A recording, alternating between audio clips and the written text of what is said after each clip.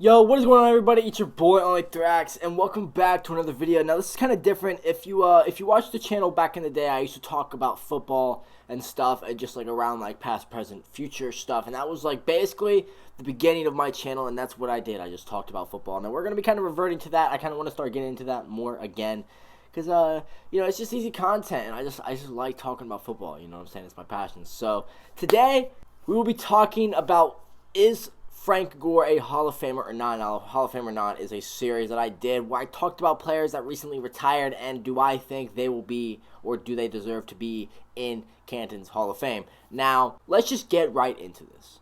To start off, let's just talk about his overall career. He was drafted in 2005 by the San Francisco 49ers. All right, he played for the 49ers, he played for the Colts, the Dolphins, the Bills, and the Jets. He played with the 49ers for the longest for, I believe, 11 years, I want to say, maybe 12.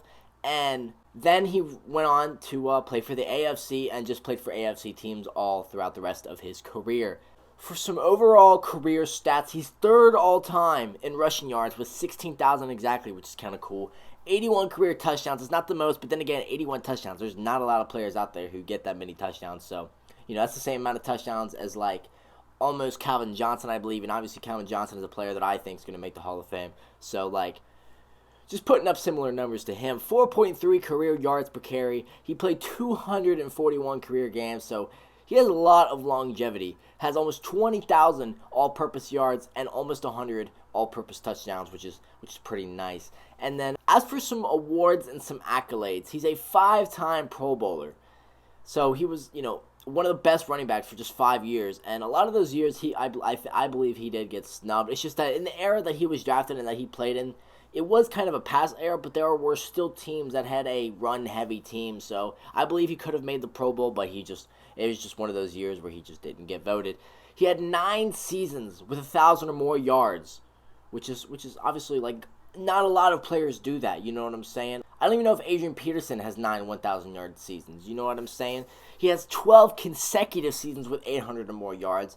And again, that's not like top tier numbers, but like there's teams with running backs who don't even get 800 yards. So he did this for 12 consecutive years, from 06 to 2017, as well as having 7 seasons with 6 or more touchdowns. And 12 of those seasons that he got consecutive 800 yards, he also had 1,200 or more AP yards, from 06 to 17. So he was very, very consistent.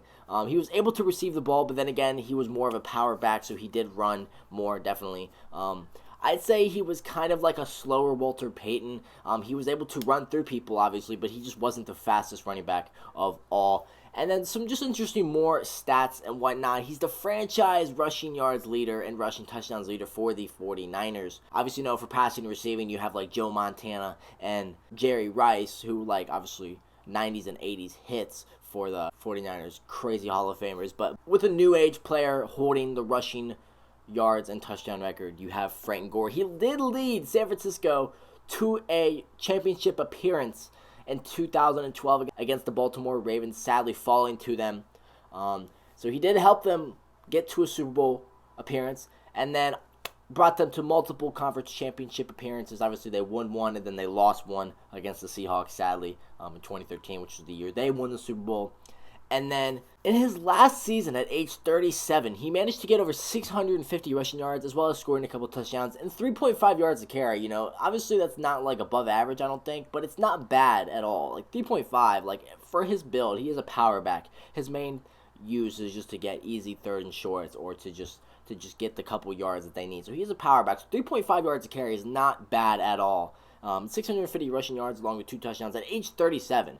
Some running backs don't even do that at age 31 and 32, so that is pretty nice.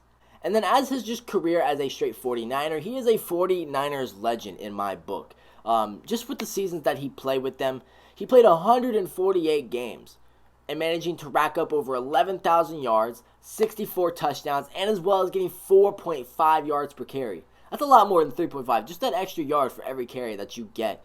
That's a lot. 4.5 yards a carry is definitely above average, especially for the build that he was.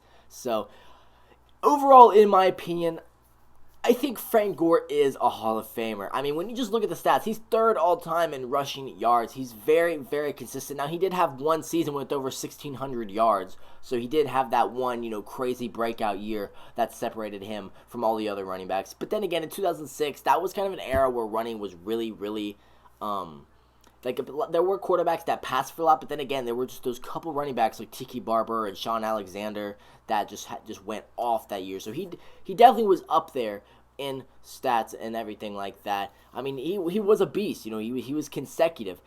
He was getting 600 plus yards almost every single season of his career, which is all right. I mean, it's serviceable. And then again, 9 seasons with 1,000 or more yards, like that's also just astonishing because not a lot of running backs can do that in this day of age, with the way that the pass game is and everything. So he was able to do a lot of great things for the 49ers organization and help out some of the other organizations.